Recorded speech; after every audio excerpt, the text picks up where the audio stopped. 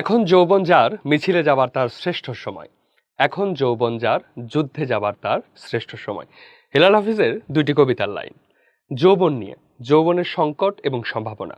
যৌবনের সংকট এবং সম্ভাবনা নিয়ে আমাদের আজকের পাঠ 18 বছর বয়স, যেটি লিখেছেন সুকান্ত ভট্টাচার্য। এই পুরো পাঠ জুড়ে থাকবো আমি, শাহিদ রহমান রাহাত, শিক্ষার্থী, বাংলা বিভাগ, ঢাকা বিশ্ববিদ্যালয়। চলো তাহলে আমরা এই কবিতার কবি পরিচিতি সম্পর্কে একটু পড়ে নিই। শুরুতেই সুকান্ত ভট্টাচার্য। সুকান্ত ভট্টাচার্য আমাদের বাংলা সাহিত্যের একটা ধরতে গেলে একজন প্রথিত যশা কবি, কিন্তু তিনি তার জীবনটা ছিল খুবই সংক্ষিপ্ত। তার সংক্ষিপ্ত জীবন, মাত্র 21 বছর বয়সে তিনি মারা যান। তিনি মারা যদি যান 21 বছর বয়সে, তার মানে তার সাহিত্য রচনার সময়কালটা অনেক ক্ষুদ্র, এবং এই ক্ষুদ্র সময়ে তিনি বাংলা সাহিত্যের একটা বিশেষ স্থান দখল করে আছেন। তোমরা উচ্চ মাধ্যমিকে এসে তার কবিতা পড়ছো, তার মানে নিশ্চয় তিনি গুরুত্বপূর্ণ। তাহলে তার জীবন সম্পর্কে আমাদের একটু জেনে নেওয়া প্রয়োজন। শুরুতেই দেখা যাক তার জন্ম। সুকান্ত ভট্টাচার্যের জন্ম হলো 1926 সালের 15 আগস্ট। 1926 সাল, 1926 সাল। দেখো, এই সময়টা একটা গুরুত্বপূর্ণ সময়। প্রথম বিশ্বযুদ্ধ শুরু হয়েছে 1914 সাল এবং দ্বিতীয় বিশ্বযুদ্ধ 1939 সাল। এটার মধ্যবর্তী সময়ে তার জন্ম 1926 সাল। কেন বিশ্বযুদ্ধের প্রসঙ্গ আনলাম একটু পরে বলছি। এরপরে আছে তার জন্ম হলো 15 আগস্ট। আগস্ট মাসের 15 তারিখ। কোথায় জন্ম? গোপালগঞ্জ জেলার কোটালীপাড়ায়। গোপালগঞ্জ জেলা, যেটা কিন্তু বর্তমানে বাংলাদেশে অবস্থিত। অর্থাৎ 1926 সাল, তার মানে তখনও দেশভাগ হয়নি। দেশভাগ বলতে ভারত, যেটাকে ভারতবর্ষ বলা হয়, এই ভারতবর্ষ বিভক্ত হয়নি। ভারত বিভক্ত হয়ে দুইটি দেশ হয়েছিল 1947 সালে, ভারত এবং পাকিস্তান। পাকিস্তানের দুইটা অংশ, পূর্ব পাকিস্তান, পশ্চিম পাকিস্তান। পরবর্তীতে 1971 সালে আমরা জানি স্বাধীনতা যুদ্ধের মাধ্যমে বাংলাদেশ আলাদা হয়ে যায় এবং পশ্চিম পাকিস্তান সেটি পাকিস্তান থাকে এবং এটা বাংলাদেশ হয়ে যায়, মাঝখানে ভারত। সো এই ফাংশনের আগে, অর্থাৎ 1926 সালে তার জন্ম হয় অবিভক্ত ভারতবর্ষে। অবিভক্ত ভারতবর্ষে তার জন্ম হয় এবং তার জন্ম বর্তমান বাংলাদেশের যে অংশ, আমাদের এখানে গোপালগঞ্জের কোটালীপাড়ায় তার জন্ম হয়। তার পিতার নাম হলো নিবারণ চন্দ্র ভট্টাচার্য এবং মায়ের নাম হলো সুনীতি দেবী। হ্যাঁ, সুনীতি কুমারের সাথে আবার সুনীতি দেবীর কোনো সম্পর্ক নাই। তোমরা মনে করো না সুনীতি দেবী সুনীতি কুমারের বোন, এরকম কোনো কিছু নাই। তারা আলাদা ছিলেন। ওকে, আমরা যদি যাই যে সুকান্ত ভট্টাচার্যের যে সময়, তার যে বেড়ে ওঠা, এই বেড়ে ওঠার সময়কালটা ছিল অস্থির পৃথিবী। অস্থির পৃথিবী কেন? একটা বিশ্বযুদ্ধ শেষ হয়ে গেছে। বিশ্বযুদ্ধ, দেখো আমাদের দেশে একটা দেশ আরেকটা দেশের সাথে যুদ্ধ লাগলে কি বিশাল ম্যাসাকার তৈরি হয়। সারা পৃথিবী যখন যুদ্ধে লিপ্ত হয়, পৃথিবীর প্রত্যেকটা দেশ কোনো না কোনোভাবে যুদ্ধের সাথে যুক্ত, তখন সেটাকে আমরা বিশ্বযুদ্ধ বলি এবং বিশ্বযুদ্ধের ভয়াবহতা আরও ব্যাপক। এবং বিশ্বযুদ্ধের যে মানবিক বিপর্যয়, সেই বিপর্যয়ের মধ্যে কিন্তু তার জন্ম এবং বেড়ে ওঠা। এবং তিনি যখন, দেখো, তিনি বেলেঘাটা দেশবন্ধু স্কুল থেকে 1945 খ্রিস্টাব্দে প্রবেশিকা পরীক্ষায় অংশগ্রহণ করে অকৃতকার্য হন, অর্থাৎ ফেল করেন। কি পরীক্ষা? প্রবেশিকা পরীক্ষা। প্রবেশিকা পরীক্ষাকে বর্তমানে বলা হয় এসএসসি। ওকে, বর্তমানে বলা হয় এসএসসি। তোমরা যেটাকে এসএসসি বলো, হ্যাঁ, সেকেন্ডারি স্কুল সার্টিফিকেট। এসএসসি পরীক্ষায় তিনি অকৃতকার্য হন, অর্থাৎ ফেল করেন। কোন বছরে? 1945 সালে। সেই সময় কিন্তু আরেকটা বিশ্বযুদ্ধ শেষ হয়ে গেল। আরেকটা বিশ্বযুদ্ধ শেষ, সেই সময় তিনি এসএসসি পরীক্ষায় ফেল করেন। অর্থাৎ তার সময়টা যে জটিল ছিল সেটা আশা করি তুমি আন্দাজ করতে পারছো। এরপর দেখো, এই সময় ছাত্র আন্দোলন এবং বামপন্থী রাজনৈতিক কর্মকাণ্ডে যুক্ত হয়, তাকে আনুষ্ঠানিক শিক্ষার সমাপ্তি ঘটে। বামপন্থী রাজনৈতিক কর্মকাণ্ডে যুক্ত হয়, তাকে আনুষ্ঠানিক শিক্ষার সমাপ্তি ঘটে। বামপন্থী রাজনীতি হলো এক ধরনের রাজনীতি যেখানে মানুষকে চিন্তা করা হয়, সমাজকে চিন্তা করা হয়। এটা সমাজতান্ত্রিক বলা হয়। সমাজতান্ত্রিক যে রাজনীতি, যেটা সমাজতান্ত্রিক অর্থব্যবস্থার জন্য যারা রাজনীতি করে, যে সমাজতান্ত্রিক অর্থব্যবস্থা এবং পুঁজিবাদী, এই জিনিসটা আশা করি তোমরা একটু আন্দাজ আছে। সমাজতান্ত্রিক হলো, আমি যদি একটা উদাহরণ দেই, কেমন? ধরো যে আমার একটা গাভী আছে। সো এই গাভীর যদি দুধ দেয়, সেইটার দুধের অধিকার শুধু আমার।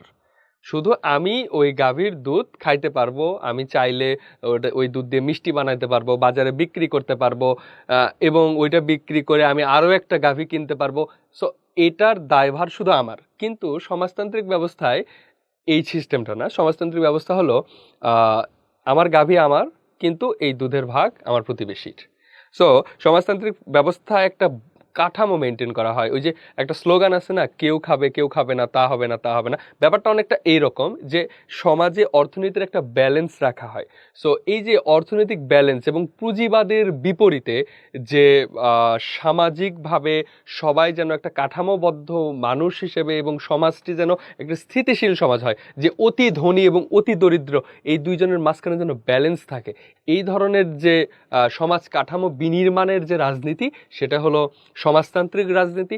এই সমাজতান্ত্রিক রাজনীতিকেই বামপন্থা বা বামপন্থী রাজনীতি বলা হয়, যেখানে রাষ্ট্র এবং ব্যক্তিকে মুখ্য হিসেবে চিন্তা করা হয়, ব্যক্তি এবং মানুষকে প্রধান ধরা হয়। মানুষের ধর্ম বর্ণ বিচার কোনো কিছুর ভিত্তিতে নয়, বরং মানুষকে কেবল বিচার করা হয় মানুষ দ্বারা, মানুষের অধিকার, মানুষের প্রাপ্য ন্যায্য এগুলো নিয়ে যে আন্দোলন করা হয় সেগুলোই মূলত বামপন্থা আন্দোলন। এবং ডানপন্থী হলো একটা নির্দিষ্ট দিকে চোখ, একটা নির্দিষ্ট দিকে চোখ দিয়ে যে রাজনীতি করা হয়। শুধু ধরো যে ধর্মীয় দিক থেকে শুধু হিন্দুদের একটি দল, শুধু মুসলিমদের একটি দল, শুধু খ্রিস্টানদের একটি দল, শুধু বৌদ্ধদের একটি দল, রাজনৈতিক দল, এগুলো হলো ডানপন্থা রাজনীতি। আর বামপন্থা রাজনীতি এটা হলো ইনক্লুসিভ, এটা হলো ইনক্লুসিভ, অর্থাৎ সবাই এখানে যুক্ত হইতে পারে, এক্সক্লুসিভ না।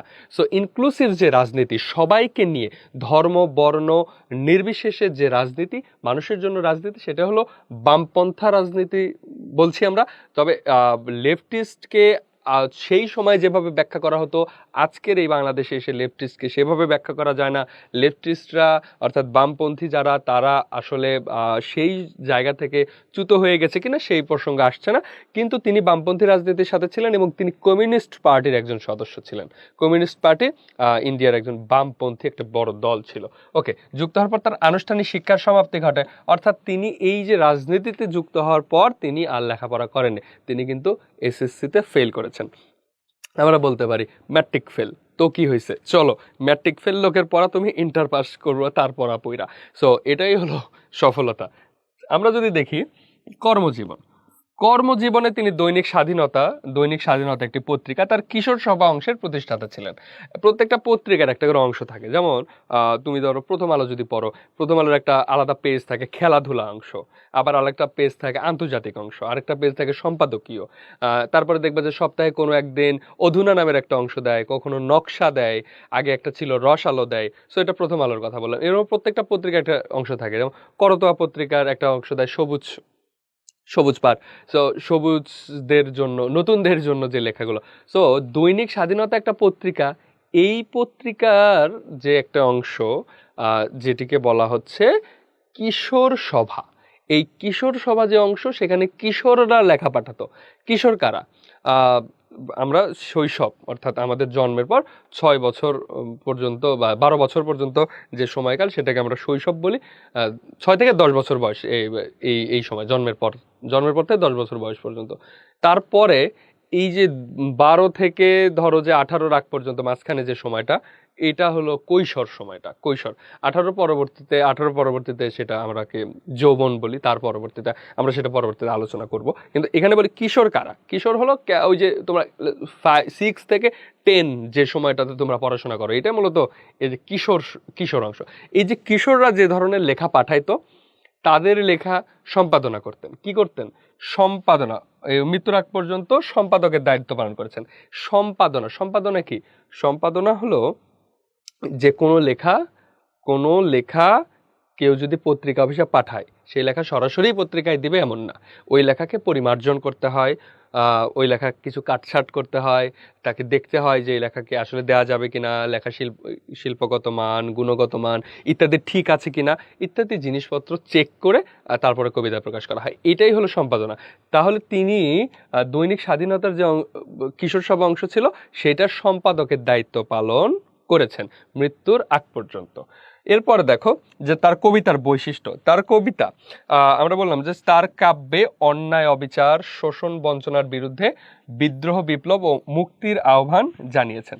এই যে দেখো, অন্যায়, অবিচার, শোষণ, বঞ্চনার বিরুদ্ধে বিদ্রোহ, বিপ্লব এবং মুক্তির আহ্বান। আমরা দেখেছি যে তিনি ছাত্র আন্দোলন এবং বামপন্থী রাজনৈতিক কর্মকাণ্ডের সাথে যুক্ত ছিলেন। তো বামপন্থা সেই সময়ে বামপন্থীদের একটি প্রধান উদ্দেশ্য হলো দেশটাকে স্বাধীন করা। বা কোন দেশকে? ভারত। অর্থাৎ দেখো তার জন্ম কিন্তু 1926, তখনও ভারত কি হয়নি, বিভক্ত হয়নি বা ভারত স্বাধীন হয়নি। বিভক্ত হওয়া তাদের উদ্দেশ্য ছিল না, তাদের উদ্দেশ্য ছিল স্বাধীন হওয়া। তাহলে স্বাধীন হতে হলে কার কাছ থেকে স্বাধীন হবে? তখন এটি কার অংশ ছিল? এই ভারত অংশ ছিল হলো ইংল্যান্ডের, অর্থাৎ ব্রিটিশ উপনিবেশায়নের অন্তর্ভুক্ত ছিল এই দেশ। আমরা জানি ব্রিটিশরা এই অঞ্চলে শোষণ করেছে, এই অঞ্চল থেকে বহু জিনিসপত্র তারা লুট করে নিয়ে গেছে। এই অঞ্চলের কৃষকদেরকে দিয়ে বিনা পরিশ্রমিকে, একরকম বিনা পারিশ্রমিকে তাদেরকে বছরের পর বছর খাটিয়ে খাটিয়ে কি করেছে, সেটি তারা বিনা পারিশ্রমিক একরকম নামমাত্র মূল্যে তাদেরকে দিয়ে এই কাজগুলো করিয়ে নিয়েছে। এই যে শোষণ বঞ্চনার বিরুদ্ধে বিপ্লব, বিদ্রোহ এবং মুক্তির আহ্বান, অর্থাৎ মানুষ যেন এই থেকে মুক্তি পায়, মানুষ যেন এই এই রাক্ষসদের থেকে মুক্তি পায়, তার লেখা ছিল, তার কবিতা ছিল এই ধরনের আহ্বান। এরপরে দেখো বাংলাদেশের স্বাধীনতা যুদ্ধের সময় তার কবিতা, বাংলাদেশের স্বাধীনতা যুদ্ধের সময় তার কবিতা মুক্তিকামী বাঙালির মনে বিশেষ শক্তি ও সাহস জুগিয়েছেন। তিনি মাত্র 21 বছর বয়স বাঁচেন, 26-এর সাথে 21 যোগ করলে কত হয় আশা করি তোমরা জানো। এখন কথা হলো, তাহলে মুক্তিযুদ্ধ তো হয়েছে বাংলাদেশে 71 সালে। 71 সালে তার কবিতার সাথে কি সম্পর্ক? সম্পর্কটা হলো 71 সালে তার কবিতা, কার কবিতা? সুকান্ত ভট্টাচার্যের কবিতা। 1971 সালে তার কবিতা মুক্তিকামী বাঙালিকে সাহস জুগিয়েছে, শক্তি জুগিয়েছে। কেমন করে? যে আমরা কাজী নজরুল ইসলামকে যেমন চিনি, তার বিদ্রোহী কবিতা। কাজী নজরুল ইসলাম তো বিদ্রোহী কবিতা ওই 1971 সালে মুক্তিযুদ্ধকে কেন্দ্র করে লিখে নাই, কিন্তু তারপরেও বিদ্রোহী কবিতার লাইন, বিদ্রোহী কবিতা পড়লে শরীরে একটা শক্তি বোধ হতো, মনে একটা শক্তি আসতো, জোর আসতো যে না আমরা পারবো। আমরা ওই যে বিদ্রোহী কবিতার লাইন যে যেরকম আছে যে আমি হল বলরাম স্কন্ধে উপারি ফেলিব অধীন বিশ্ব, অবহেলে নব সৃষ্টির মহানন্দে, যে আমি দেশ স্বাধীন করে ফেলবো, নতুন করে সৃষ্টি আনন্দে তাদেরকে আমি তুচ্ছ করে অবহেলা করে ফেলে দেবো। আবার সুকান্ত ভট্টাচার্যের যে কবিতা, জ্বলে পুড়ে মরে ছারখার তবু মাথা নোয়াবার নয়, জ্বলে পুড়ে মরে ছারখার, যে মানুষ জ্বলে যাচ্ছে, পুড়ে যাচ্ছে, মরে যাচ্ছে, ছারখার তবু মাথা নোয়াবার নয়, অর্থাৎ আমরা মাথা নত করবো না, জ্বলবো, পুড়বো, মরে যাবো। সো এই যে বিশ্ব অবাক হয়ে যে তাকিয়ে রয়, হ্যাঁ, বাংলাদেশের দিকে, এই যে এগুলো সুকান্ত ভট্টাচার্যের লাইন, যে জ্বলে পুড়ে মরে ছারখার তবু মাথা নোয়াবার নয়, এগুলো আমাদেরকে মুক্তিযুদ্ধের সময় শক্তি দিয়েছে। এবং এখনো যদি কোনো বিপ্লব হয়, কোনো বিদ্রোহ হয়, তুমি দেখবা যে নজরুলের কবিতা আবৃত্তি করা হয়, সুকান্ত ভট্টাচার্যের কবিতা আবৃত্তি করা হয়, অর্থাৎ বিপ্লবী যে শব্দগুলো, বিপ্লবী যে কবিতাগুলো, সেগুলো সবসময়ই শক্তি এবং প্রেরণা যোগায়। ঠিক তেমনি আমরা বাংলাদেশের স্বাধীনতা যুদ্ধের সময় সুকান্ত ভট্টাচার্যের কবিতা আমাদেরকে কি করেছে? বিশেষভাবে শক্তি জুগিয়েছে। এরপরে তার উল্লেখযোগ্য রচনাবলীর কথা যদি দেখি, তার বিখ্যাত একটা কাব্যগ্রন্থ হলো ছাড়পত্র। কাব্যগ্রন্থ কি? কাব্যগ্রন্থ হলো কবিতার বই, কবিতার বই। ওকে, কাব্যগ্রন্থকে অনেক সময় কাব্যও বলা হয়। তার আমি যদি বলি ছাড়পত্র তার বিখ্যাত কাব্য, তাহলেও যা বোঝাবে, ছাড়পত্র তার বিখ্যাত কাব্যগ্রন্থ, তাহলেও তাই বোঝাবে। এবং তার অন্যান্য কাব্যগ্রন্থ ঘুম নেই, পূর্বাভাস এবং অন্যান্য রচনা আছে, মিঠে করা, অভিযান, হরতাল ইত্যাদি। সো মিঠে করা, হরতাল, অভিযান এগুলো তার উল্লেখযোগ্য রচনাবলী। এবং তিনি ফ্যাসি বিরোধী লেখক শিল্পী সংঘের পক্ষে আকাল নামে একটি কাব্যগ্রন্থ সম্পাদনা করেন। কাব্যগ্রন্থের নাম হলো আকাল। এইটা একটা কাব্যগ্রন্থ এবং যেটা তিনি সম্পাদনা করেছেন। সম্পাদনা মানে একটু আগেই বললাম এডিট করেছেন, এডিট করেছেন। ওকে, তো ফ্যাসি বিরোধী লেখক শিল্পী সংঘ এটা আবার কি? সারা পৃথিবীতে যখন ফ্যাসিবাদের উত্থান ঘটলো, এখন ফ্যাসিবাদের উত্থান ঘটলো, এটার আগে আমাদের জানতে হবে ফ্যাসিজম কি। ফ্যাসিজম হলো যখন কোনো ব্যক্তি বা একটা গোষ্ঠী রাষ্ট্রকে ব্যবহার করে স্বার্থ হাসিল করে, তখন সেটাকে বলা হয় ফ্যাসিজম। ফ্যাসিজম কি? ব্যক্তি বা একটা নির্দিষ্ট ক্ষুদ্র একটা গোষ্ঠী রাষ্ট্রকে ব্যবহার করে স্বার্থ হাসিল করে, ব্যক্তি বা গোষ্ঠী রাষ্ট্রকে পুঁজি করে স্বার্থ হাসিল করে। যেমন আমরা ইংল্যান্ডের যে কোম্পানি, কি বলে, ইংরেজ যে কোম্পানি বাংলাদেশকে শাসন করেছে, ইস্ট ইন্ডিয়া কোম্পানি। এরপর আমরা যদি রানী এলিজাবেথের কথা চিন্তা করি, যখন তিনি ভারতবর্ষ শাসন করেছেন, তারা আসলে শাসন করার নামে আমাদেরকে শোষণ করেছে। এই অঞ্চলের জিনিসপত্র, এই অঞ্চলের যে ফসল, এই অঞ্চলের যে মশলা, এই অঞ্চলের যে দামি দামি ঐতিহ্যগত যেগুলো এনসিয়েন্ট, যেগুলো ভ্যালু অনেক বেশি, এই জিনিসগুলো তারা নিয়ে চলে গেছে ভালো কথা। এই অঞ্চলের মানুষকে তারা শোষণ করেছে, তারা জেলে ভরেছে, অন্যায়ভাবে মানুষকে গ্রেপ্তার করেছে। যখন তাদের মুক্তির জন্য, মানুষ যখন মুক্তির জন্য রাস্তায় নেমেছে, তখন তাদেরকে কি বলা হয়েছে, তাদেরকে উস্কানিদাতা কিংবা তাদেরকে বিদ্রোহী ঘোষণা করে তাদেরকে গ্রেপ্তার করা হয়েছে। আমরা জানি কাজী নজরুল ইসলামকে গ্রেপ্তার করা হয়েছিল তার কবিতা লেখার জন্য, আনন্দময়ের আগমনে একটা কবিতা লেখার জন্য তাকে গ্রেপ্তার করা হয়েছিল। তাকে কেন গ্রেপ্তার করা হলো? তাহলে এই যে গ্রেপ্তার করেছে কে? রাষ্ট্র। রাষ্ট্রের তো স্বার্থ নাই। কাজী নজরুল ইসলামকে গ্রেপ্তার করে কি রাষ্ট্রের কোনো স্বার্থ হাসিল হয়েছে? রাষ্ট্র কি এতে উপকৃত হয়েছে? না, উপকৃত হয়েছে কি একটা গোষ্ঠী, একটা ব্যক্তি। তো একটা ব্যক্তি যখন একটা ব্যক্তি রাষ্ট্রকে মুখ্য বলে বা প্রচার করে, যখন রাষ্ট্রের মানুষের ক্ষতি করে, রাষ্ট্রের মানুষের উপর অন্যায় শোষণ অত্যাচার চালায়, তখন সেটাকে বলা হয় ফ্যাসিবাদ। এবং এই যে ফ্যাসিবাদ, এই ফ্যাসিবাদে যে রাষ্ট্র ফ্যাসিবাদের চর্চা করে, সেই রাষ্ট্রের প্রধানকে বলা হয় ফ্যাসিস্ট। এবং এই ফ্যাসিস্ট যে সরকার, তার বিরুদ্ধে যে আন্দোলন সারা পৃথিবীতে গড়ে উঠেছিল, সারা পৃথিবীতে এরকম ফ্যাসিজম ছড়িয়ে পড়েছিল। এবং ফ্যাসিজম জনক বলা হয় অনেক সময় মুসোলিনিকে, হ্যাঁ, ইতালি। তো মুসোলিনির মাধ্যমে ফ্যাসিবাদ ছড়িয়ে পড়ে সারা পৃথিবীতে। এই ফ্যাসিজম একটা বিশাল মহামারীর মতো ধারণ করে যায়। সো এই ফ্যাসিস্টদের বিরুদ্ধে কারা কথা বলবে? এখন যেমন মিডিয়া পার্সন আছে, তোমরা যখন এখন আমরা ফেসবুকের মাধ্যমে সারা দেশে আন্দোলন হয়, ফেসবুকের মাধ্যমে সবাই এক জায়গায় জড়ো হয়। তো তৎকালীন সময়ে তো মানুষ যদি মানুষকে ডাকতে চায়, মানুষ যদি মানুষকে আহ্বান করতে চায়, মানুষকে যদি জাগিয়ে তুলতে চায়, তখন তো টিভি ছিল না, রেডিও ছিল না সেই অর্থে মানুষের কাছে কাছে। তাহলে মানুষকে পৌঁছানোর উপায় কি? সাহিত্যিকরা, শিল্পীরা, নাট্যকাররা নাটক তৈরি করবে। হ্যাঁ, গণনাট্য আন্দোলনের কথা আমরা জানি, যে গণনাট্য আন্দোলন, তখন নাট্যকাররা নাটক তৈরি করে মানুষকে এসব বিষয়ে সচেতন করেছে। আবার কবিরা কবিতা লিখবে, গল্পকাররা গল্প লিখবে, উপন্যাসিকরা উপন্যাস রচনা করবে, এর মাধ্যমে মানুষের কাছে ছড়িয়ে দেবে যে আমাদের মুক্তি প্রয়োজন। সো এই যে মুক্তির যে আকাঙ্ক্ষা এবং ফ্যাসিবাদের যাতে পতন হয়, এই যে তাদের বাংলাদেশে, এই অঞ্চলে, ভারত উপমহাদেশে একটি সংগঠন গড়ে ওঠে, তার নাম হলো ফ্যাসি বিরোধী লেখক শিল্পী সংঘ। এখানে লেখকরা ছিলেন, কবিরা ছিলেন, উপন্যাসিকরা ছিলেন, নাট্যকাররা ছিলেন, সঙ্গীত শিল্পীরা ছিলেন, চিত্রশিল্পীরা ছিলেন। সবাই একত্রিত হয়ে তারা এই ফ্যাসিবাদের বিরুদ্ধে প্রচারণা করছিলেন। তো ঠিক তেমনি এই ফ্যাসি বিরোধী একজন লেখক,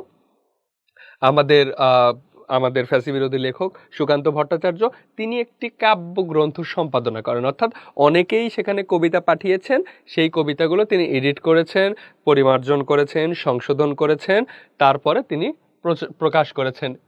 সেটির নাম হলো আকাল। তাহলে আকাল তার নিজের লেখা না, বরং এটা সম্পাদনা করা। অনেক সময় এটা ভুল হয় যে সম্পাদনা আর রচনা, এই যে ছাড়পত্র, এটা তার রচনা করা, কিন্তু আকাল এটা কিন্তু তার রচনা করা নয়। এটা কি?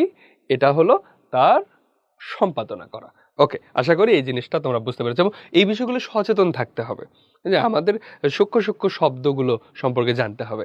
তাহলে পরবর্তীতে দেখবে যে তুমি আরো অনেকগুলো জিনিসের ডেফিনেশন জানতেছো। আসলে জ্ঞান কি? জ্ঞান আসলে সংজ্ঞা জানা। তুমি সম্পাদনার সংজ্ঞা জানো, তাহলেই তোমার অনেকখানি জ্ঞান এগিয়ে গেল। ওকে, এরপর আমরা বিশেষ তথ্য দেখি যে ছোটবেলা থেকেই সুকান্ত ছিলেন রাজনীতি সচেতন। অর্থাৎ তিনি রাজনৈতিক জ্ঞান গরিমা ছিল। তিনি ছোটবেলা থেকেই এই শোষণ বঞ্চনার বিরুদ্ধে কথা বলেছেন, প্রতিবাদ করেছেন, লিখেছেন। এরপর আমরা যদি দেখি, তার মৃত্যু 1947 সালে। আমরা এর আগে পড়লাম যে 1926 আর 21, 47, 13ই মে 21 বছর বয়সে এই প্রতিভাবান কবির মৃত্যু হয়। তার মৃত্যু হয় কলকাতায়। তার মৃত্যু কলকাতায় একটা হসপিটালে হয়। তিনি আসলে কলেরা, পাশাপাশি তিনি যক্ষা, অনেকগুলো রোগ একবারে হয়ে তিনি মৃত্যুবরণ করেন অকালে 21 বছর বয়সে।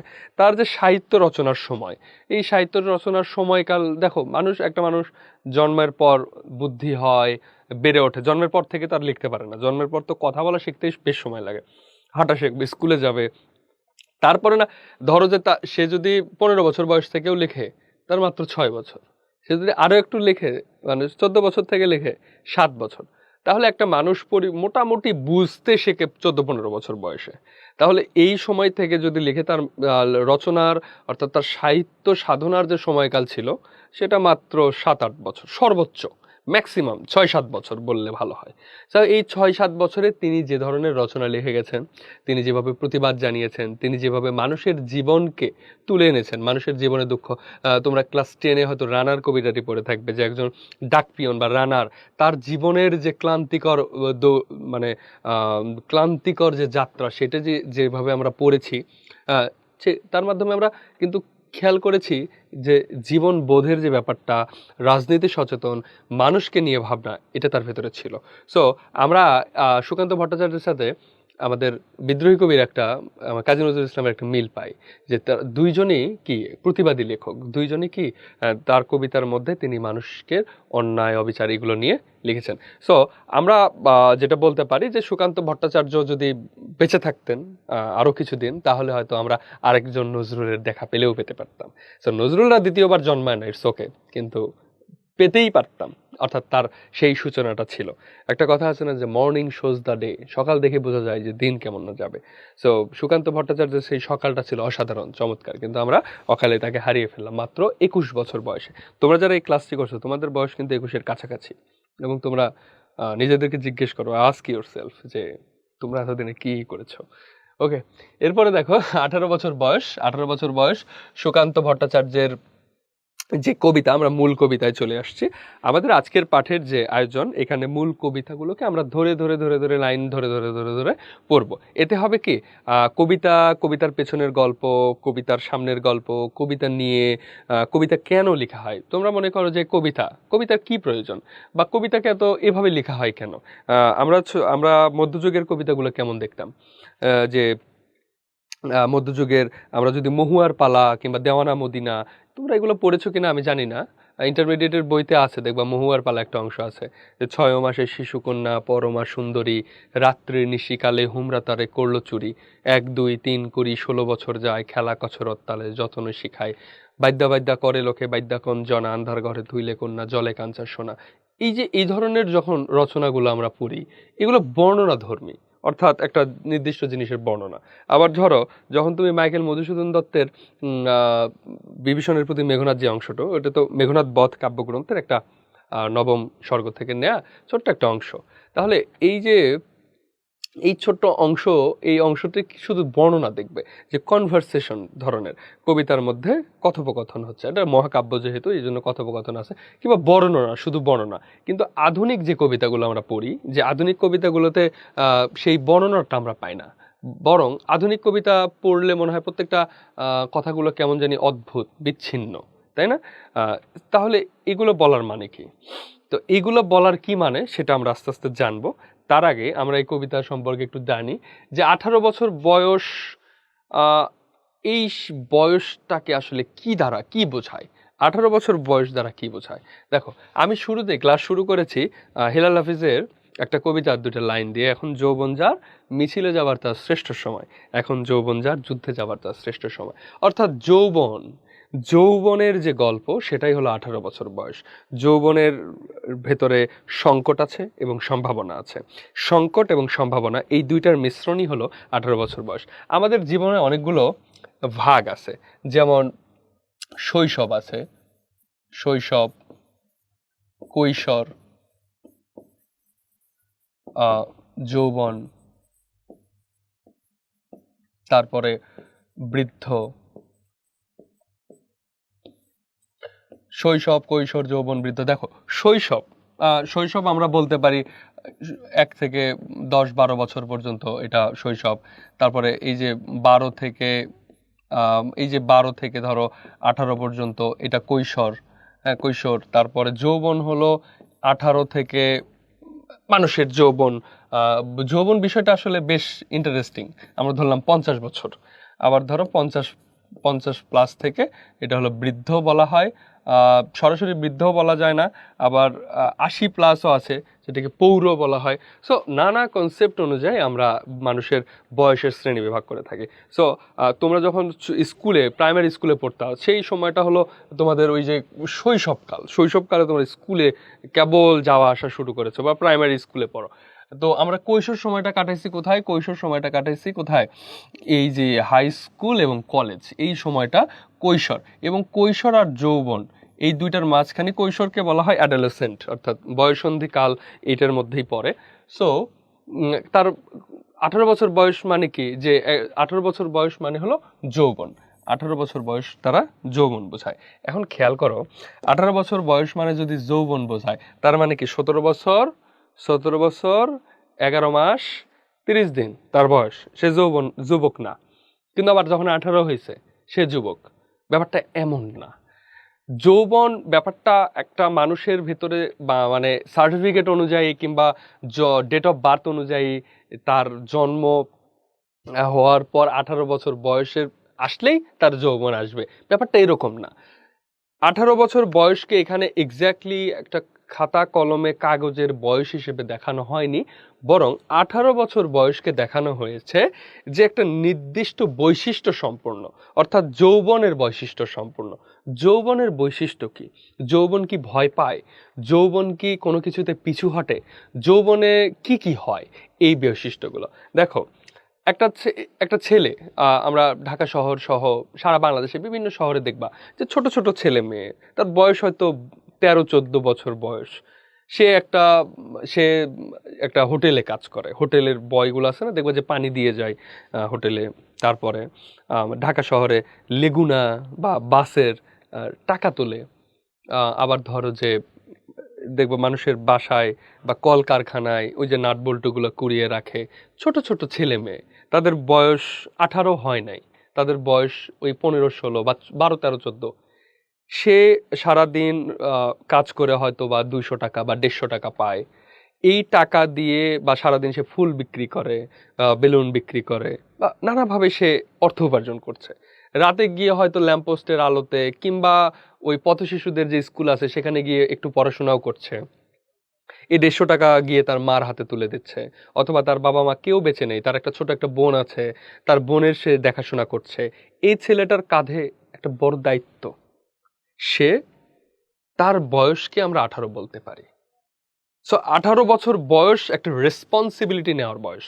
18 বছর বয়স একটা দায়িত্ব গ্রহণের বয়স। আবার একটা ছেলের বয়স ধরো 26 বছর, কিংবা একটা ছেলের বয়স 30 বছর, যে এখনো বাবার টাকা ছাড়া বাড়ি থেকে বের হতে পারে না, যার নিজের অর্থ উপার্জনের বিন্দু পরিমাণ ক্ষমতা নাই। ইভেন সে সেলুনে যাবে, সে তার বাবার থেকে 50 টাকা নিয়ে চুল কাটতে যাবে। সো এই সামান্য টাকা উপার্জনের ক্ষমতা এবং তার নেই। সে বাড়ির কোনো রেসপন্সিবিলিটি নাই, বাড়ির কি কি হচ্ছে না হচ্ছে সে কিছুই জানে না। অর্থাৎ এই ছেলেটার বয়স এখনো 18ই হয়নি। আমি বলতে চাই কবিতার আলোকে, আমরা যেটা মূল আলোচনায় যাওয়ার আগে এগুলা একটু আলোচনা করে নিই। তাহলে 18 বছর বয়স আসলে এটা কোনো বয়সের কাঠামো না, যে একটা মানুষের 17 বছর বয়স, 17 বছর 364 দিন, তার মানে তার বয়সটা এখন 18 না, তার মানে সে যুবক না। যখনই 18 হলো তার মানে তার যৌবন চলে আসছে। আবার যখন 50 হয়ে গেছে তার যৌবন। ব্যাপারটা এরকম না। একজন 50 বছরের মানুষের ভেতরেও যৌবন থাকতে পারে। আবার একটা 12 বছর 13 বছরের ছেলের মধ্যে, মেয়ের মধ্যে যৌবন থাকতে পারে। আবার একটা 18 বছর বয়সের ছেলের মধ্যেও যৌবন নাও থাকতে পারে। সো এটা একটা বৈশিষ্ট্য। 18 বছর বয়স এটা একটা বৈশিষ্ট্য, এটা একটা সিম্বল, যে এই বৈশিষ্ট্যগুলো কারো মধ্যে থাকলে তার বয়স 18। এখন আমি যখন এই কবিতাটা পড়াবো, তোমাদের অনেকের বয়স 18, অনেকের বয়স 17, মানে সার্টিফিকেট অনুযায়ী। তুমি যদি দেখো তোমার সাথে ম্যাচ করছে এই কবিতার যে কথাগুলো, তাহলে বুঝে নেবা তোমার বয়স 18। আর যদি মনে হয় না এখনো ম্যাচ করেনি, তার মানে বুঝে নেবা তোমার বয়স এখনো 18 হয়নি। তাহলে 18 বছর বয়সকে আমরা বলছি, 18 বছর বয়স এটি একটি বৈশিষ্ট্য।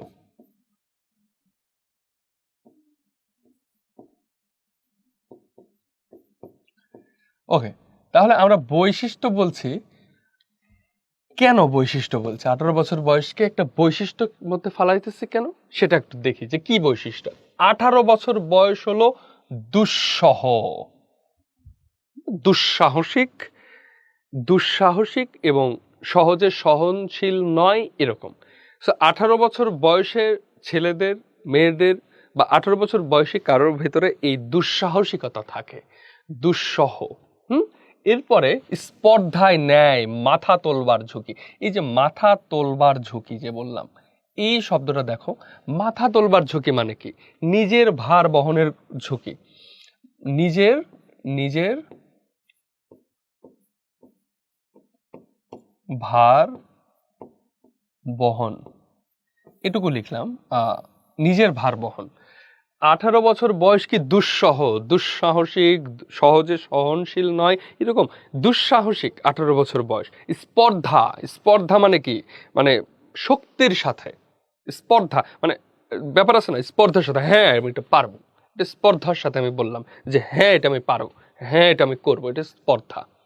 সো স্পর্ধায় নেয় মাথা তোলবার ঝুঁকি, মাথা তোলবার ঝুঁকি। মানুষ বলে না নিজের পায়ে দাঁড়াও, মানুষ বলে যায় সমাজের মাথা, মাথা উঁচু করে বাঁচো।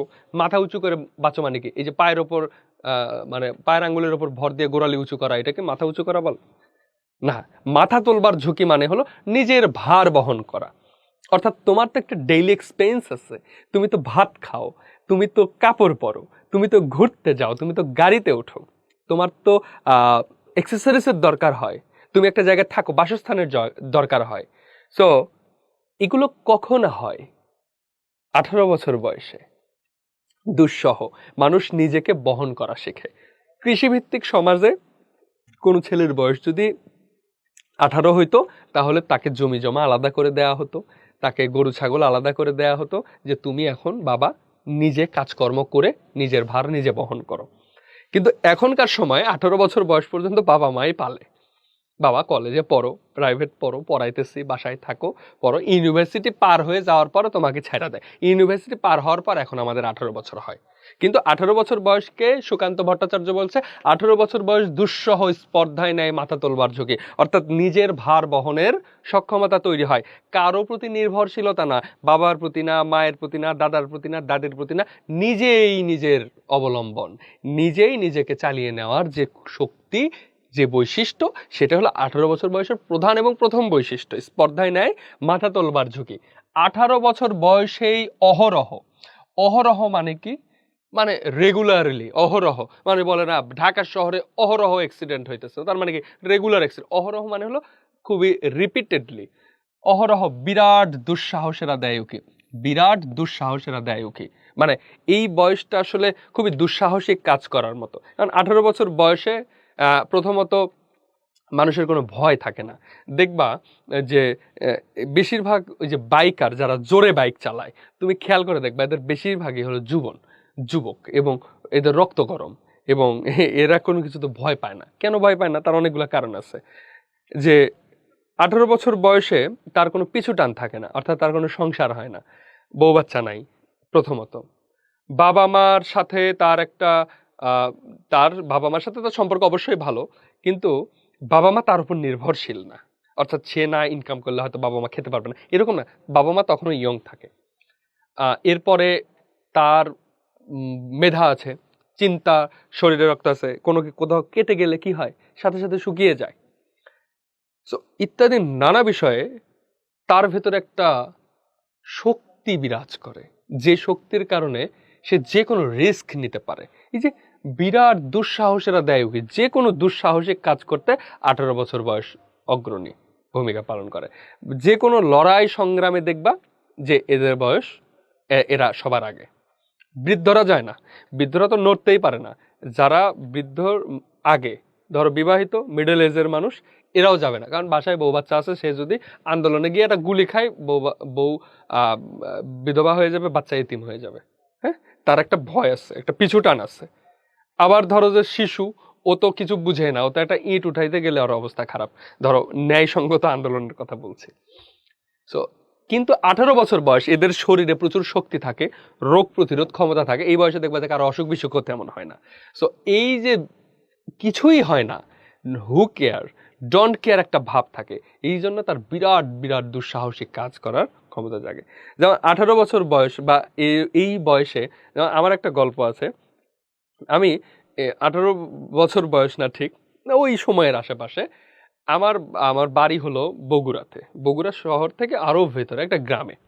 আমি ঢাকায় আসব। আমি মোটরসাইকেল চালিয়ে এই 250 কিলো রাস্তা আমি সকালবেলা রওনা দিছি। আহ, মোটামুটি 4 সাড়ে 4 ঘন্টার মধ্যে আমি ঢাকায় পৌঁছে গেছি, স্বাভাবিক স্পিডেই আসছি। এ- এ, কিন্তু এখন যদি আমি ভাবি যে আমি মোটরসাইকেল নিয়ে আবার বাড়ি যাব, তখন আমার মনে হয় যে কাজটা কি ঠিক হইতেছে? হাই রোডে তো বাইক চালানোর কি রিস্ক? হ্যাঁ রিস্ক, অনেক কিছু। কিন্তু যখন আমি আসছি তখন আমার এক বিন্দুও মনে হয় নাই যে বাইক চালানোর রিস্ক বা বাইক নিয়ে এটা হইতে পারে, বাইক অ্যাক্সিডেন্ট হইলে আমি ডেড, কিচ্ছু মনে হয় নাই। এটা হলো দুঃসাহস। সো সব ক্ষেত্রে এরকম দুঃসাহসিক কাজকর্ম ঘটায় যায়। 18 বছর বয়সের ছেলে মেয়েরা খুবই রিস্কি, এরা যে কোনো কাজ করে ফেলতে পারে। এরা এক দৌড়ে ব্রিজ থেকে লাফ দিয়ে নদীতে নামতে পারে, আবার বিশাল গাছের ডালে উঠতে পারে, আবার যে কোনো আন্দোলন সংগ্রামে বুক পেতে রক্ত দিতে পারে, পিকেটিং করতে পারে। সো এদের ভেতরে সেই দুঃসাহসটা আছে। এখন তোমার ভেতরে যদি মনে হয় তুমি দুঃসাহসিক এবং তুমি যদি স্পর্ধায় নিজের মাথা তোলার ঝুঁকি নিয়ে থাকো, তাহলে বুঝে নাও প্রথম প্যারা অনুযায়ী তোমার বয়স 18 হয়েছে। এরপরে দেখো, 18 বছর বয়সের নেই ভয়। 18 বছর বয়সে নেই ভয়, তাহলে 18 বছর বয়সে কি নেই? ভয় নেই। একটা মানুষের ভয় খুব গুরুত্বপূর্ণ। এরা ভয় পায় না, কিছুতেই ভয় পায় না। বাপ মারা তো ভয় পায় না, পাড়া প্রতিবেশী আত্মীয় স্বজন টিচার মাস্টার ওই সাপ ব্যাং বেজি কিছুই ভয় পায় না। এ পুলিশ আর্মি মিলিটারি কিছুই ভয় পায় না, এ কোনো কিছুই ভয় পায় না, এর ভিতরে কিছু কোনো ভয়ের ভয়ও নাই। তাহলে এই যে ভয় নাই, পদাঘাতে ভাঙতে চায় পাথর বাঁধা। পদাঘাত, পদাঘাত মানে কি? পদ যোগ, আমরা যদি ভাঙি পদ যোগ আঘাত, তাহলে পদ আর আঘাত। তা পদ শব্দের অর্থ হলো পা, তাহলে পায়ের ধাক্কায় মানে পায়ের আঘাতে কি ভাঙতে চাই? পাথর বাঁধা। ধরো মানে পাথর বাঁধা মানে শক্তিশালী বাধা, মানে শক্ত বাধা, শক্ত বাধা। অর্থাৎ যে কোনো বাধা যত শক্তই হোক, পায়ে ধাক্কা দিয়ে আমি সেই বাধা ভেঙে আমি সামনে এগিয়ে যাব। এটাই হলো 18 বছর বয়সের লেসন, যে 18 বছর বয়স পদাঘাতে ভাঙতে চায় পাথর বাধা। পায়ের আঘাতে পাথরের মতো শক্তিশালী যে কোনো বাধাকে 18 বছর বয়স অতিক্রম করে ভেঙে ফেলে। এ বয়সে কেউ মাথা নোয়াবার নয়। এই যে মাথা নোয়াবার মানে কি? নোয়াবার নয় মানে নত করবে না, নত, নত করা। নোয়াবার মানে কি? নত করা। মাথা নত করা মানে কি? মাথা নিচু দিকে করে রাখা না। মাথা নত করা মানে হলো পরাজয় মেনে নেওয়া, হার মেনে নেওয়া, যে আমি পারলাম না, আমার হলো না, আমি জিতলাম না। একটা কুস্তিতে লাগলাম, একটা কুইজ প্রতিযোগিতা, না আমি পারবো না। আমি একটা লম্বা দৌড়, না আমি এটা পারবো না। এই যে এই জিনিসটা নাই, মাথা নোয়াবার নয়। 18 বছর বয়স কখনোই মাথা নিচু করে না। 18 বছর বয়স জানে না কাদা। তাহলে 18 বছর বয়স কি জানে না? 18 বছর নেই কি? ভয়। এগুলো এমসিকিউ হইতে পারে যে 18 বছর বয়সে কি উকি দেয়। বিরাট দুঃসাহসেরা। এই কবিতাটা এমন যে প্রত্যেকটা লাইন থেকে তোমার এমসিকিউ আসার সম্ভাবনা আছে। সো আমরা এমসিকিউ এর হিসাব তো অবশ্যই করব, কিন্তু কবিতাটা অ্যাকচুয়ালি বুঝতে হবে যে কবিতাটা আসলে কি বলছে, কেন বলছে, এবং এটা বলার পেছনে কারণ কি, এটা কি আসলেই ঘটে কিনা। দেখো প্রত্যেকটা লাইন থেকে এমসিকিউ হতে পারে। যেমন দেখো, 18 বছর বয়সে কি নেই? ভয় নেই। পদাঘাতে কি করতে চায়? পাথর বাধা ভাঙতে চায়। এ বয়সে কি করে? কেউ মাথা কি করে না? নোয়ায় না। 18 বছর বয়সে কি জানে না? কাঁদা জানে না। প্রত্যেকটা লাইন থেকে এমসিকিউ হওয়ার সম্ভাবনা আছে। সো এই কবিতার প্রত্যেকটা লাইন গুরুত্বপূর্ণ। একটা কবিতা যার প্রত্যেকটা লাইন গুরুত্বপূর্ণ, প্রত্যেকটা শব্দ গুরুত্বপূর্ণ, প্রত্যেকটা শব্দ মেপে মেপে ব্যবহার করা হয়েছে। দেখো, তাহলে 18 বছর বয়স জানে না কি? কাঁদা, অর্থাৎ কান্না করে না। এই বয়সে পোলাপাইন কান্দে না। যে 18 বছর বয়সে যে ছেলে মেয়ে কান্না করে, এর বয়স 18 হয় নাই। মানুষ কখন কাঁদে? মানুষ যখন অসহায় হয়ে যায় তখন কাঁদে। মানুষের যখন দেয়ালে পিঠ ঠেকে যায়, সামনে আর আগানোর নাই, গায়ে শক্তি নাই, কোনো উপায় নাই, তখন মানুষ কান্নাকাটি করে। ধরো একটা বিমান দুর্ঘটনা হইতেছে, একটা বিমান, তুমি শুনলা যে বিমানের ইঞ্জিনে আগুন লেগে গেছে, যে কোনো সময় ক্র্যাশ করবে এবং প্রত্যেকেই মারা যাবে। তখন মানুষ কি করবে? মানুষের তখন উপায় আছে? উপায় নাই, মানুষ কান্নাকাটি করবে। এটা নর্মাল। 18 বছর বয়সের এরকম কোনো সিচুয়েশনই আসে না। 18 বছর বয়স যে কোনো অন্যায় অবিচার, যে কোনো বাধা সে পায়ের আঘাতে ভেঙে যায়, পায়ের আঘাতে সে বাধা ভাঙতে পারে এবং সে কাদা জানে না।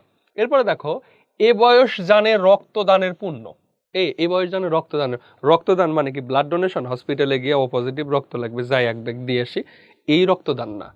18 বছর বয়স জানে রক্তদানের পুণ্য, তার মানে কি 18 বছর বয়স যে কোনো বিপদে, লড়াইয়ে, সংগ্রামে নিজের শরীরের রক্ত দিতে পারে, মানে কি বুলেটের সামনে বুক পেতে দিতে পারে, লাঠির আঘাতের সামনে পিঠ পেতে দিতে পারে, যে কোনো অধিকার আদায়ের জন্য তারা রাজপথে ডাকতে পারে। একটা স্লোগান খুবই জরুরি, এবং সারা বাংলাদেশে মনে হয় যে বাংলাদেশের যত আন্দোলন হয়েছে 47 থেকে 47-এর আন্দোলন, 48-এর 52, হ্যাঁ 66-62-র আন্দোলন, 69-এর গণ অভ্যুত্থান, 71-এর মুক্তিযুদ্ধ, তারপরে 90-এর স্বৈরশাসন বিরোধী আন্দোলন, এবং বাংলাদেশের সময় সময় যত আন্দোলন হয়েছে একটা স্লোগান কমন ছিল, দিয়েছি তো রক্ত আরো দেব রক্ত, রক্তের বন্যায় ভেসে যাবে অন্যায়। এই স্লোগান কারা দিছে? এই বিশ্ববিদ্যালয়ে 18 বছর বয়সে যে যুবক তাগরা পোলা পাইন, এরা দিছে এই স্লোগান, যে দিয়েছি তো রক্ত আরো দিব রক্ত, রক্তের বন্যায় ভেসে যাবে অন্যায়, যে আমার রক্ত দিয়ে আমি বন্যা বয়া দেবো, এই বন্যায় অন্যায় ভেসে যাবে। সো 18 বছর বয়সে সেই স্পিরিটটা থাকে, সে রক্তদানের পুণ্য জানে, অর্থাৎ সে নিজের জীবনকে উৎসর্গ করে দিতে পারে। বাষ্পের বেগে স্টিমারের মতো চলে, দেখো বাষ্পের বেগে স্টিমারের মতো চলে, এটা দুইটা ব্যাখ্যা দেওয়া যেতে পারে। বাষ্পের বেগে স্টিমারের মতো চলে মানে গতিশীলতা, অর্থাৎ 18 বছর বয়স এই লাইন দ্বারা কি বোঝায়? গতিশীলতা।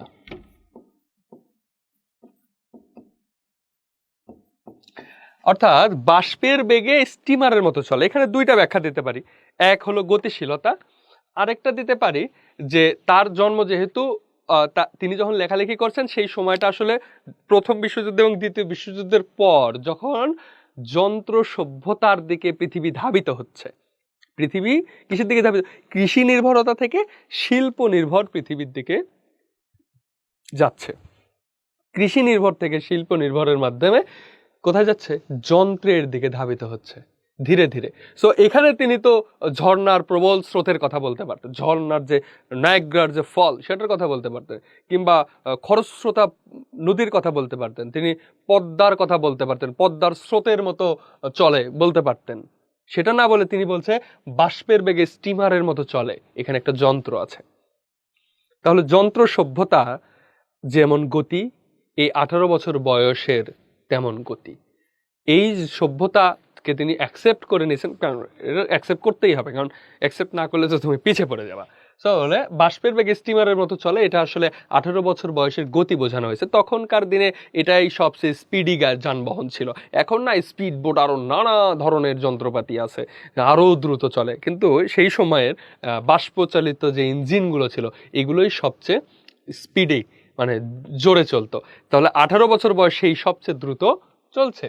প্রাণ দেওয়া নেওয়ার ঝুলিটা থাকে না শূন্য। এই যে দেখো, প্রাণ দেওয়া নেওয়া, প্রাণ শুধু দিতেই জানে না, যে আমি অন্যায় হইতেছে, আন্দোলন করতে গেলাম, পুলিশ আমাকে গুলি করছে, আমি মইরা গেলাম, এটা তো প্রাণ দেওয়া। নেওয়া কি? কেউ অন্যায় করতেছে, আমি তারে প্রতিবাদ করতে গিয়ে দরকার হলে তার জীবনটা নিয়ে নিতেও আমি পিছু পা হব না। এটাই হলো, ধরো ওই যে আমরা যখন স্বাধীনতা আন্দোলন হয়েছে, বাংলাদেশে 71 সালের মুক্তিযুদ্ধ হয়েছে, তখন কি সব পাকিস্তানি মিলিটারি এসে বাংলাদেশের যুবকদের গুলি করছে আর এরা বুক পাইতে দিচ্ছে? তাই না, এরাও সুযোগ পাইলে ওদের বাংকার উড়াইয়া দিছে, এরাও সুযোগ পাইলে পাকিস্তানি মিলিটারিরে একদম বোমা মাইরা উড়াইয়া দিছে, তাই না? তাহলে প্রাণ দেওয়া এবং নেওয়া, যেমন প্রাণ দিতেও পারি, প্রাণ নিতেও পারি। এই যে প্রাণ দেওয়া নেওয়ার ঝুলিটা থাকে না শূন্য। সপে আত্মাকে শপথের বলা হলো, এটা গুরুত্বপূর্ণ লাইন।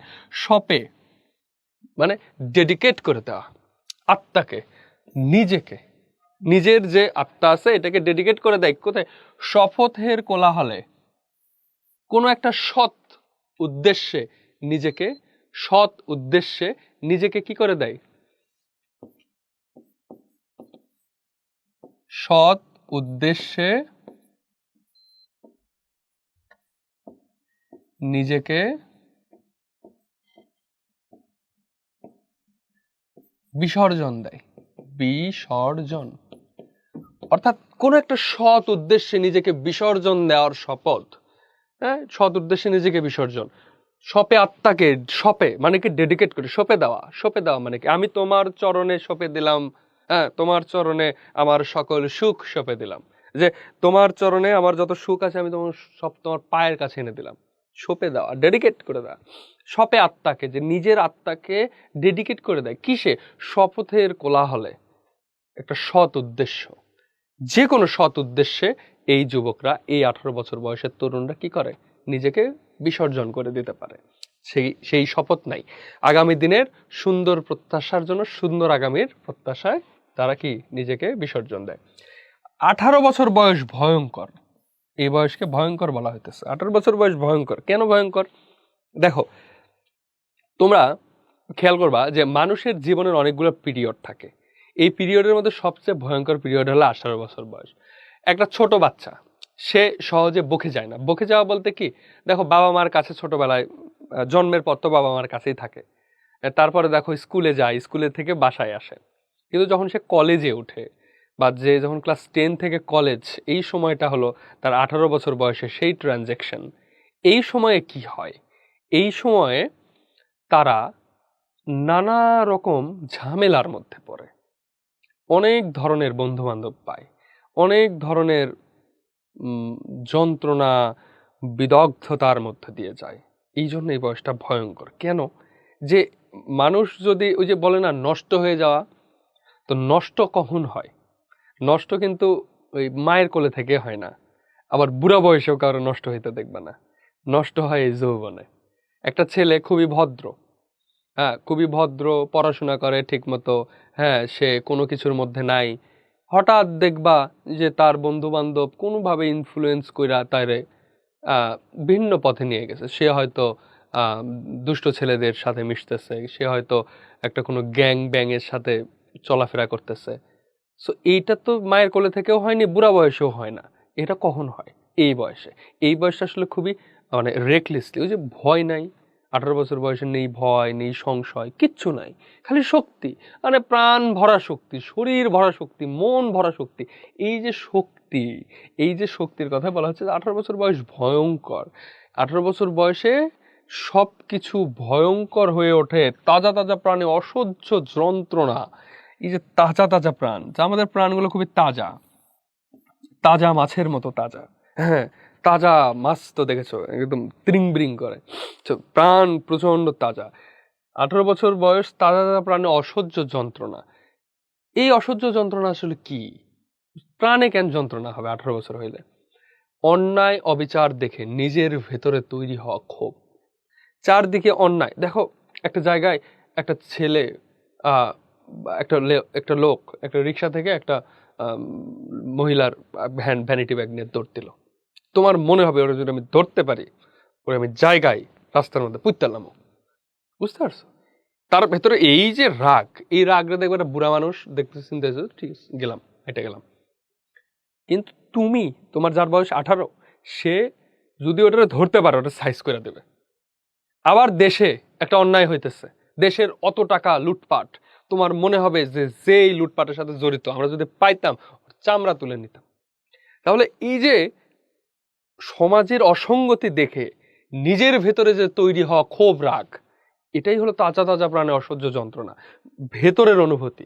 তাহলে বলছি এটা হলো সমাজের অন্যায় অসঙ্গতি দেখে, তাহলে আমরা লিখি যে অন্যায় অসঙ্গতি দেখে নিজের ভেতর তৈরি হওয়া ক্ষোভ।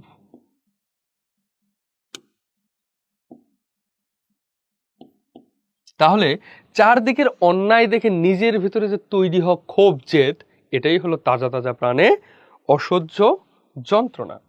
এ বয়সে প্রাণ তীব্র আর প্রখর। অর্থাৎ এই বয়সে প্রাণ তীব্র আর প্রখর মানে কি? এই বয়সে প্রাণ খুবই, ওই যে স্পার্ক, যেমন এখানে ধরো যে তুমি একটা কেমন একটা পেট্রোলের বোতল, ওখানে একটা স্পার্ক দিলে এটা বাস্ট হয়ে যাবে। সো প্রাণ এরকমটা, এত রেসপন্সিভ যে যে কোনো অন্যায় দেখলেই তুমি এটাকে খালাস করে দেবা, যে কোনো অন্যায় দেখলেই তুমি সেটার প্রতিবাদ করবা। প্রাণ খুবই সেন্সিটিভ, যে এই সময়টাতে যে কোনোভাবে তোমার মানে রেসপন্সিভ, মানে এক্সট্রা রেসপন্সিভ, সেটাই বলা হচ্ছে প্রাণ তীব্র আর প্রখর। এ বয়সে কানে আসে কত মন্ত্রণা। এই যে একটু আগে বললাম যে একটা ছেলে বাবা মার সাথে থাকে, মায়ের কোলে থাকে, হ্যাঁ, কিন্তু হঠাৎ করে মায়ের কোল থেকে বের হয়ে এই সংসারে এসে দেখে সংসারে তো জ্বালা, নানা ধরনের মানুষ, নানা ধরনের বন্ধু বান্ধব, এর মধ্যে থেকে হঠাৎ করে সে বিগড়ে যায়। এটাই হলো যে কানে আসে নানা মন্ত্রণা, নানা দিক থেকে নানা ধরনের কথা আসবে, মানুষের জীবন নিয়ে, সংসার নিয়ে, আগামীর দিন নিয়ে, সব কিছু নিয়ে এক ধরনের দ্বিধা দ্বন্দ্ব, জটিলতা, প্রাকৃতিকতা, এগুলো যখনই আসবে তখনই মনে হবে আমি কোন দিকে যাব, কোন দিকে ছুটে যাব, এটা এটা নেবো না এটা নেবো। তোমার কাছে শক্তি আছে, তুমি যে কোনো কিছু নিতে পারো। সো এই যে নানা মন্ত্রণা, এই সময় নিজেরে আসলে ধরে রাখা ভার। যেমন 18 বছর বয়স যে দুর্বার, পথে প্রান্তরে ছোটায় বহু তুফান। 18 বছর বয়স দুর্বার মানে কি? মানে দুর্বারে কোনো কিছু বাধা মানে না। দুর্বার মানে কি? কোনো কিছু বাধা মানে না, সে দুরন্ত, সে ছুটছে আর ছুটছে, টকবগিয়ে ছুটছে। কিসের ঘোড়া? বাষ্পের বেগে স্টিমারের মতো চলছে। দুর্বার, পথে প্রান্তরে ছোটায় বহু তুফান। মানে কথাটা এমন ভাবে বলছে, পথে প্রান্তে ছুটায়, সে যদি 2 হাত দিয়ে তুড়ি দেয় সেখানে তুফান হয়ে যাবে। সো এত শক্তি তাদের 18 বছর বয়সের ছেলে মেয়েদের। সেই পথে প্রান্তরে ছোটায় বহু তুফান, যে অনেক তুফান সে ঘটায় ফেলতে পারে। তুফান মানে কি? চারদিকে শক্তিমত্তার যে পরিচয়, এই সেই শক্তির পরিচয়। দুর্যোগে হাল ঠিক মতো রাখা ভার, ক্ষত বিক্ষত হয় সহস্র প্রাণ। যে কোনো দুর্যোগে মানসিকভাবে ভেঙে পড়ে অনেক সময়।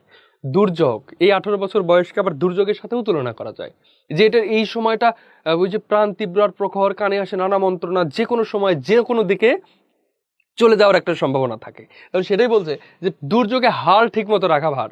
যে কোনো দুর্যোগ মোকাবেলা করার সময় 18 বছর বয়স অগ্রণী, এবং সেই জায়গায় হাল ঠিক মতো রাখা ভার মানে কি? নিজেকে ঠিকভাবে ধরে রাখাটা অনেক কষ্টকর, এবং ক্ষত বিক্ষত হয় সহস্র প্রাণ।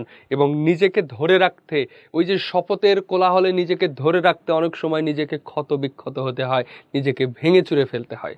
ক্ষত বিক্ষত হয় সহস্র প্রাণ মানে কি? যে সেই শপথকে বাস্তবে রূপদান করতে অনেক ত্যাগ তিতিক্ষা এই বয়সে সহ্য করতে হয়। 18 বছর বয়সে আঘাত আসে অবিশ্রান্ত। আঘাত আসে অবিশ্রান্ত মানে কি? কন্টিনিউয়াসলি আঘাত আসে, একের পর এক আঘাত আসে। 18 বছর বয়স কি ধরনের আঘাত আসে?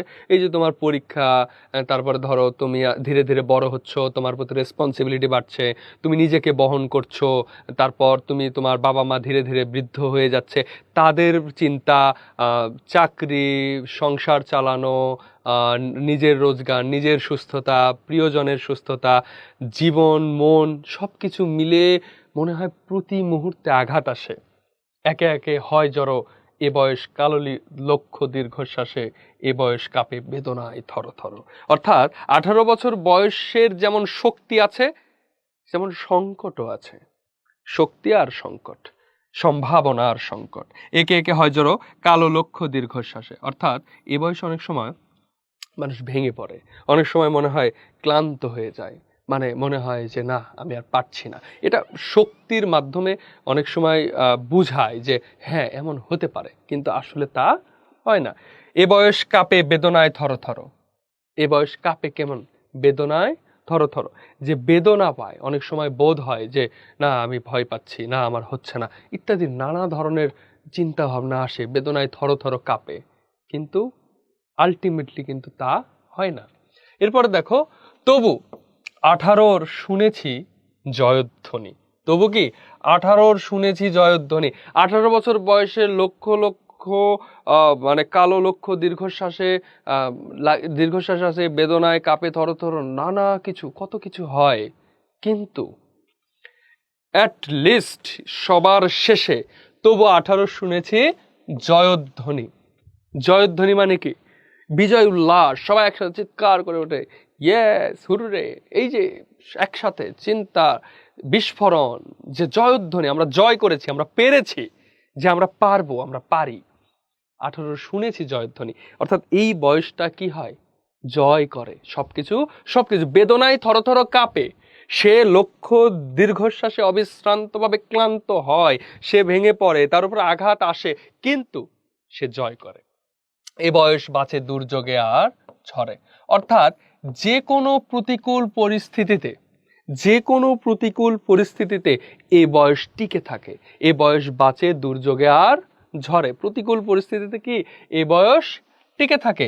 বিপদের মুখে এ বয়স অগ্রণী। বিপদের মুখে এ বয়স কি অগ্রণী।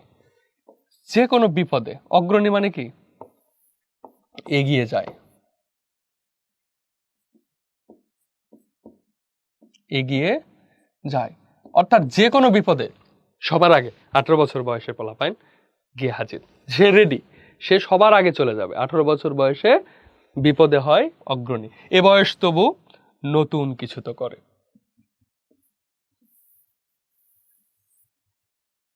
18 বছর বয়সে সব সমস্যা আছে, কিন্তু এ বয়স তবু নতুন কিছু করে। এরপরে দেখো, এ বয়স যেন ভীরু কাপুরুষ নয়। এ বয়স কি নয়, ভীরু নয়, ভয় পায় না, কাপুরুষ নয়। কাপুরুষ মানে কি, পিছন থেকে আঘাত করা নয়।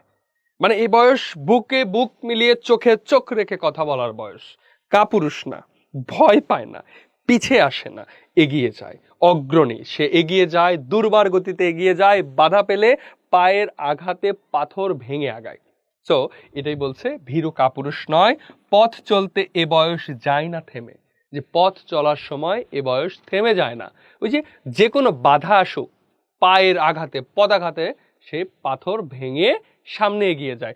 পথ চলতে এই বয়স কখনোই থেমে থাকে না।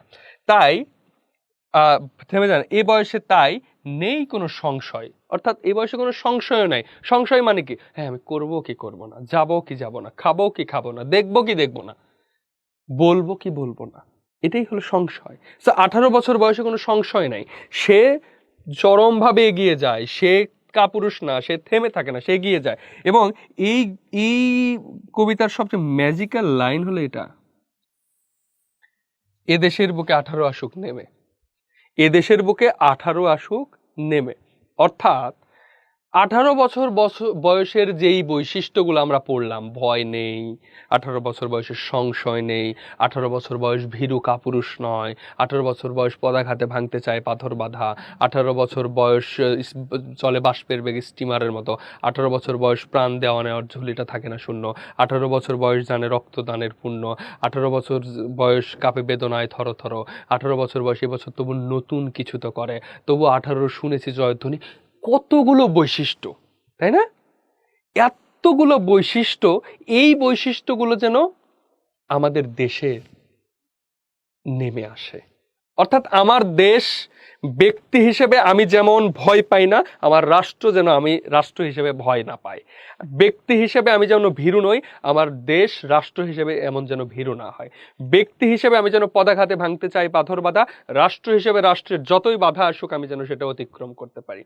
ব্যক্তি হিসেবে আমি যেমন বেদনায় থরথর কাঁপি, রাষ্ট্র হলেও আমি যেন, আমার রাষ্ট্র যেন সেরকম কেঁপে থাকলেও তবু আমার রাষ্ট্র যেন দিন শেষে জয়ধ্বনি করতে পারে।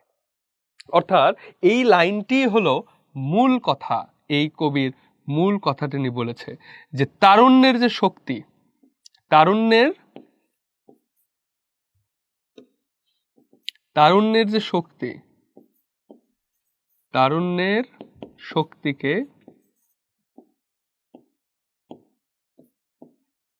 জাতীয় জীবনের চালিকা শক্তি করতে চান। জাতীয় জীবনের চালিকা শক্তি করতে চান, চালিকা শক্তি করতে চান। তিনি প্রত্যাশা করেন যে তারুণ্যের যে শক্তি, 18 বছর বয়সের সেই শক্তি, এটা যেন আমাদের জাতীয় জীবনের চালিকা শক্তি হয়। অর্থাৎ 18 বছর বয়সের ব্যক্তি যেমন, আমার দেশ যেন তেমন হয়। এটাই তিনি চাচ্ছেন, যে এ দেশের বুকে 18 আসুক নেমে। অর্থাৎ আমার দেশের বয়স 1971 সালে জন্ম, আমার দেশে 2025 সালে, আমার দেশের বয়স তার 18 না, আমার দেশের বয়স বেশি 54 বছর। তাহলে আমাদের দেশ বয়স কি আবার 18তে নিয়ে যাব না। অর্থাৎ আমাদের দেশের বয়স যতই হোক, কিন্তু তার চালিকা শক্তি যেন 18-র মতো তরুণ হয়। এটাই হলো আমাদের এই কবিতার মূল বিষয়বস্তু, মূল পাঠ্য আলোচনা। ওকে, আমাদের কবিতা পড়েছি আমরা, আশা করি তোমরা কবিতা ঠিকভাবে বুঝেছো। এরপর আসো, আমাদের যে পাঠ পরিচিতি সেটা একটু দেখি, কারণ এখান থেকে এমসিকিউ গুলো হয়। আমরা উৎসটা একটু দেখি। আমাদের এই কবিতার উৎস তার ওই যে 18 বছর বয়স, বিখ্যাত ছাড়পত্র কাব্যগ্রন্থ, এবং 1948 খ্রিস্টাব্দে প্রকাশিত হয়। কত খ্রিস্টাব্দে? 48 খ্রিস্টাব্দে। মানে কি, দেশভাগ হয়ে গেছে, ভারত বিভক্ত হয়ে গেছে। ভারত বিভক্তের পর এই অঞ্চলটা মন্দা পীড়িত, দুর্ভিক্ষ পীড়িত হতে শুরু করেছিল। মানে এই অঞ্চলে, মানে বিভক্ত হয়ে যাওয়ার পর নানা ধরনের রাজনৈতিক, সামাজিক, অর্থনৈতিক নানা ধরনের সমস্যা তৈরি হচ্ছিল। এবং তিনি ছাড়পত্র কাব্যগ্রন্থে এই 18 বছর বয়স কবিতা লিখেছেন, এবং এখানে 18কে যেভাবে প্রেজেন্ট করেছেন তো বটেই, পাশাপাশি আমার দেশ যেন এই 18র মতো হয় সেই প্রত্যাশা তিনি করেছেন। তাহলে ছন্দ, 18 বছর বয়স, একটি মাত্রাবৃত্ত ছন্দে রচিত। মাত্রাবৃত্ত ছন্দ কি? ছন্দ বাংলা সাহিত্যে, বাংলা কবিতায় ছন্দ আছে 3 ধরনের: মাত্রাবৃত্ত, স্বরবৃত্ত, অক্ষরবৃত্ত। এটা হলো মাত্রাবৃত্ত, যে মধ্যম লয়, ধীরে ধীরে পড়তে হয়। স্বরবৃত্ত কেমন? দ্রুত পড়তে হয়। যেমন যে ট্রেন চলেছে, ট্রেনের বাড়ি কই, হ্যাঁ, এগুলো হলো স্বরবৃত্ত ছন্দ। যেমন আরো আছে, পালকি চলে গগনতলে আগুন জ্বলে, এগুলো হলো স্বরবৃত্ত। মাত্রাবৃত্ত হলো, এটা একটা মাত্রাবৃত্ত কবিতা, আমরা মাত্র পড়লাম। আবার ওইখানে তোর দাদির কবর ডালিম গাছের তলে, 30 বছর ভিজায় রেখেছি তুই নয়নের জলে, এটা তুমি জোরে পড়তে পারবা না, সো এটা ব্যালেন্স করে পড়তে হবে। আবার অক্ষরবৃত্ত, এটা সাধারণ কথাবার্তার মতো, অনেকটা গদ্যের মতো। মূল কথা: যৌবনের উদ্দীপনা, সাহসিকতা, দুর্বার গতি, নতুন জীবন রচনার স্বপ্ন এবং কল্যাণব্রত, এসব বৈশিষ্ট্যের জন্য কবি প্রত্যাশা করেছেন সমস্যাপীড়িত দেশে তারুণ্য ও যৌবন শক্তি যেন জাতীয় জীবনের চালিকা শক্তি হয়ে দাঁড়ায়। একটু আগে আমি যে কথাটা বললাম, যে তারুণ্য শক্তিকে জাতীয় জীবনের চালিকা শক্তি করতে চান, তিনি প্রত্যাশা করেছেন যে সমস্যাপীড়িত দেশে তারুণ্য ও যৌবন যেন জাতীয় জীবনের চালিকা শক্তি হয়ে দাঁড়ায়। অর্থাৎ তারুণ্যের যে বৈশিষ্ট্য, এটা যেন আমার জাতীয় জীবনের বৈশিষ্ট্য হয়। ব্যক্তিই তো রাষ্ট্র, ব্যক্তির সমষ্টিই তো রাষ্ট্র। তো প্রত্যেকটা ব্যক্তি যদি এরকম 18র মতো শক্তিশালী বোধ করে, তাহলেই না রাষ্ট্র হিসেবে করে দাঁড়াবো। মানব কল্যাণে আমরা পড়েছি, রাষ্ট্র হলো ব্যক্তির যৌথ জীবন আর যৌথ চেতনার প্রতীক। অলরাইট, ওকে। এরপরে সারসংক্ষেপ। আমরা কবিতা অলরেডি পড়ে ফেলেছি, সো সারসংক্ষেপ আমরা আলোচনা করি। এই কবিতায় কবি নিজের অভিজ্ঞতার আলোকে বয়সন্ধি কালের বৈশিষ্ট্যকে তুলে ধরেছেন। আমরা বলেছি কি, ওই যে যৌবন, বয়সন্ধি থেকে যৌবনে পদার্পণ করছেন। কৈশোর থেকে যৌবনে পদার্পণের এই বয়সটি উত্তেজনার। বয়সন্ধির পরে কি 18 হয়? 18 বছর বয়সে কি হয়, কেমনে বুঝবো যেটা 18 বছর বয়স? যৌবন। প্রবল আবেগ উচ্ছ্বাসে জীবনের ঝুঁকি নেবার উপযোগী। এ বয়স অদম্য দুঃসাহসে সকল বাধা বিপদকে পেরিয়ে যাওয়ার এবং অন্যায়ের বিরুদ্ধে মাথা উঁচু করে দাঁড়াবার জন্য প্রস্তুত। যে কোনো অন্যায়ের বিরুদ্ধে মাথা উঁচু করে দাঁড়াতে প্রস্তুত। এদের ধর্মই হলো আত্মত্যাগের মহান মন্ত্রে উজ্জীবিত হওয়া, আঘাত সংঘাতের মধ্যে রক্ত শপথ নিয়ে ঝাঁপিয়ে পড়া। পাশাপাশি সমাজ জীবনের নানা বিকার, অসুস্থতা ও সর্বনাশের অভিঘাতে এরা হয়ে উঠতে পারে ভয়ঙ্কর, কিন্তু এ বয়সে আছে সমস্ত দুর্যোগ আর দুর্বিপাক মোকাবেলা করার অদম্য প্রাণ শক্তি। ফলে তারুণ্য ও যৌবন শক্তি দুর্বার বেগে এগিয়ে যায় প্রগতির পথে। অর্থাৎ আমরা যেটা পুরো কবিতা মিলে পড়লাম, যে তারুণ্যের সেই শক্তি, তারুণ্যের যে জয় উল্লাস, তারুণ্যের যে উদ্দীপনা, এ যত বাধাই পাক তারপরেও সে এগিয়ে যায়।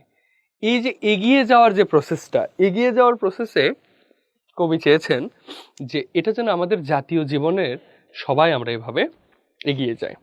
তো আমাদের আজকের 18 বছর বয়স যে কবিতাটি, এটি আজকে এই পর্যন্তই। কবিতাটি তোমরা ভালো করে আত্মস্থ করবে।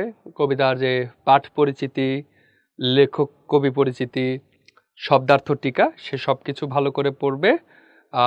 দেখা হবে পরের কোনো ভিডিওতে। ততদিন ভালো থেকো, সুস্থ থেকো। আল্লাহ হাফেজ।